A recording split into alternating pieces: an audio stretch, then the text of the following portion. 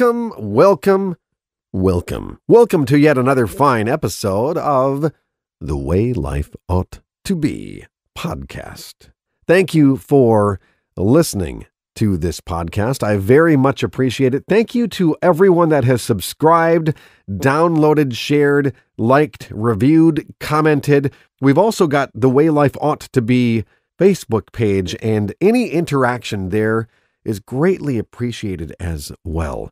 Write down some ways that you're trying to grow in your own life, some goals you're after. What are you trying to achieve? What's important to you? How can we as a community or a group help each other grow and become the best version of ourselves that we could ever be? That being said, this episode of The Way Life Ought to Be is titled The Reality of Your Perception. The reality of your perception. In this episode, we're going to look at our perceptions and how they affect our reality. How the way we perceive ourselves and our lives ultimately affects and, I believe, determines our reality.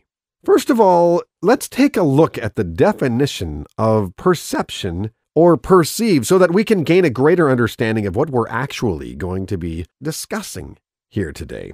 The definition of perceive is to become aware or conscious of something, come to realize or understand. Oftentimes we drift through life aimlessly without a purpose or a target or a goal, and we're just wandering like out on a sea, on a inner tube, bobbing up and down. I think it's high time that we become conscious of our own lives, our own destiny, our own reason, our own purpose for being here. The definition of perceive is also to interpret or look on something or someone in a particular way, regard as. An example, if a guy does not perceive himself as disabled, nobody else should either. How do you perceive yourself, my friends? How do you perceive yourself? Very important. Also, the definition of reality. The definition of reality, the world or the state of things as they actually exist, as opposed to an idealistic or notional idea of them. The state or quality of having existence or substance. So the world or state of things as they actually exist. What is your current reality? What is your past reality? And what would you like your future reality to be?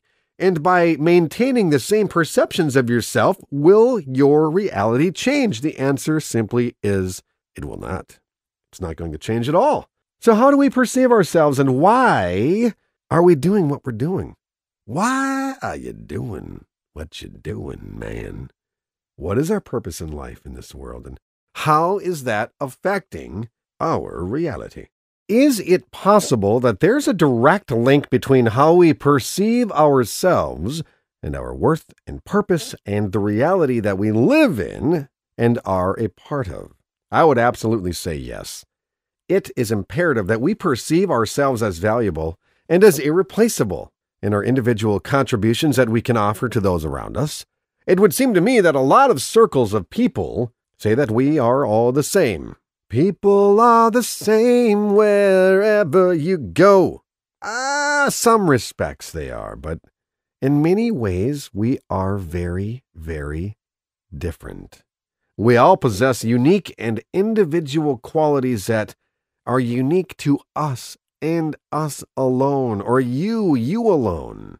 This would be the reason why someone may possess a greater propensity towards performing music at a high level, or speaking publicly, or a sharper ability to share with other people as far as empathy, sympathy, love, courage, joy, strength, teaching, etc. Is it possible that we could change how we perceive ourselves and thus change our reality? Is that possible? And if this was possible, what steps would we need to take to implement these changes in order to alter our reality in a positive way moving forward? I believe first and foremost that each and every one of y'all, including myself, has been made in a unique way, but at the same time in the image of a perfect God. Now that means that the very roots of who we are in the basis of our personality, skills, talents, characteristics, they are all related to a perfect, omnipotent God. In order for us to effectively step into our purpose and roles that we are quite simply supposed to fill in this world, it is imperative and extremely vital that we understand our own value. I do believe that it's imperative, it's so important that we understand our value. We must love ourselves in order to have the ability to love other people and see their value and talk about them. If you can't love yourself and you can't see the value in yourself, you're not going to see it in other people. It is all too easy to allow outside circumstances to identify you and define you. But it is not how we are supposed to be defined. Oftentimes in athletics or business, sales, communication, etc., it is important and instrumental that we break down to the elementary fundamentals in order to gain a clear understanding and a picture of the initial building blocks that are needed to advance forward momentum. Translation, break it down to the fundamentals. Come on, man. If you're playing baseball, get your mitt out, make some good snap catches to each other, snap your glove, close it, seal the ball in, get the ball out, work on your release of the ball. Fundamentals. Get back to the fundamentals to see the building blocks that will make the structure of the mountain that is going to represent you tomorrow. A great example would be if you would like to perform at a very high level in basketball, you'd make free throws that can change the impact of the game, the tournament, the season, an entire career, quite literally. You would need to practice your free throws over and over and over and over again so that you gain muscle memory. You would also need to incorporate a strong sense of visualization. Visualization is very important in order to see what you want to occur prior to that event occurring. It is very important that you can see it in your mind's eye, because if you can't see it in your mind's eye, it can't actually happen. I suppose it could happen by chance or just a slight circumstance, but to happen effectively and to execute something in a certain way when called upon in a high-pressure environment, to see it through the practice of visualization prior to being in that situation is very, very important. Visualization is an amazing tool that can be effectively used to place ourselves in a place or a situation before we are actually there. If you would like to do public speaking, have an impact on the audience, and share passionately, moving them through a speech or a prepared presentation, it's important that you play that out in your mind before entering into that arena. Close your eyes and imagine yourself entering the arena, walking up the stairs of the stage. Imagine the smells, the sounds, or the wood floor. Imagine the clicking of your shoes as you walk along the floor. Imagine hearing the murmur of the crowd, the crumbling of papers, the clicking of pens, scratching of pencils and notebooks. Imagine the low whir of the fans or the air conditioning that's trying to keep the crowd cool. Imagine the music in the background. Is it high energy, medium energy, low energy? Imagine yourself standing there next to the host who is introducing you while you wait for your chance to hold the microphone and walk in front of the crowd. You calmly look over the crowd. You pause, because a pause, well-timed, holds just as much value as a spoken word. You take a nice deep breath before grabbing this moment and seizing it, and you step into it. I believe visualization, when used in a consistent and detailed manner, can in major ways impact the outcome of a performance or a chapter in our lives. Unless we're able to see ourselves doing something in our mind, we simply aren't going to do it. You need to see yourself. doing something and succeeding at something in order for it to happen. Now, of course, we can all watch someone speak or play instruments or play on an athletic field, write a book or do something amazing, and we can dream. I like to dream. I like to dream. I dream a big dream.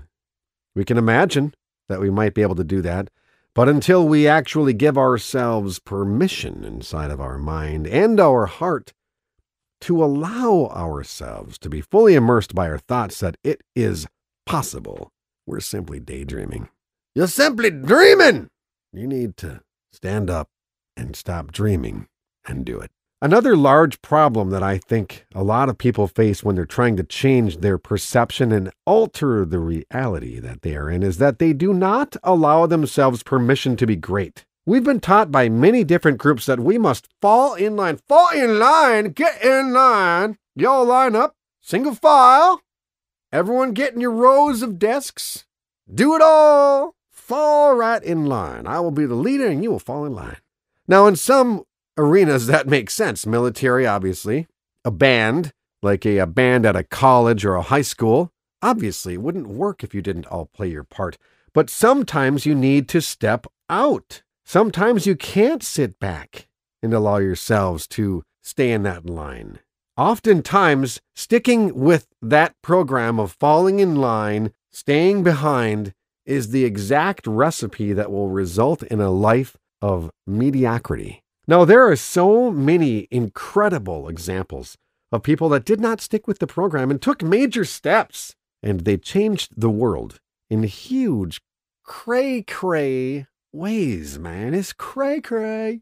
Steve Jobs with Apple, Bill Gates with Microsoft, Mark Zuckerberg with Facebook, Bezos with Amazon, Elon Musk with Tesla, Thomas Edison, Albert Einstein, Walt Disney, Billy Graham, Mother Teresa, Helen Keller, and Frank. There is a litany of examples that demonstrate to us that stepping out and stepping up can demonstrate to others that it is possible, and at the same time make all the difference in the world, literally. So when you're sitting in your classroom, college dorm room, subway seat, bus seat, lanai, patio, bench by the lake, walking in an airplane, wherever you may be, you're pondering, thinking of these gigantic dreams that just don't seem possible because they're going to require you to step outside of the box. Remind yourself that so many others have stepped outside of the box and made contributions to our world that are beyond belief that you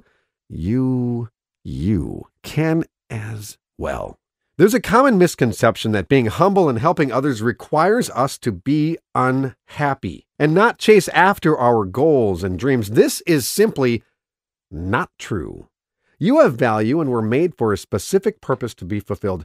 God does not want us to be unhappy and have a terrible life. He wants us to have an impact on the world and to fulfill the purpose that we were designed for. So right now in this podcast, I'm giving you permission to allow yourself to succeed. I'm giving you permission to chase after your dreams. I'm giving you permission to be happy. I'm giving you permission to realize that you have greatness within you. Like Les Brown always says, you have greatness within you, because you do. And it should not be ignored.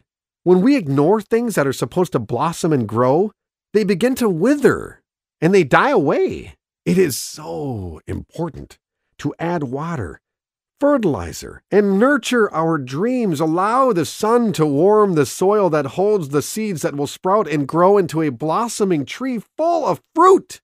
That is our future. So let's change our perception, how we view ourselves, in order to change our reality, because I do believe perception is indeed reality.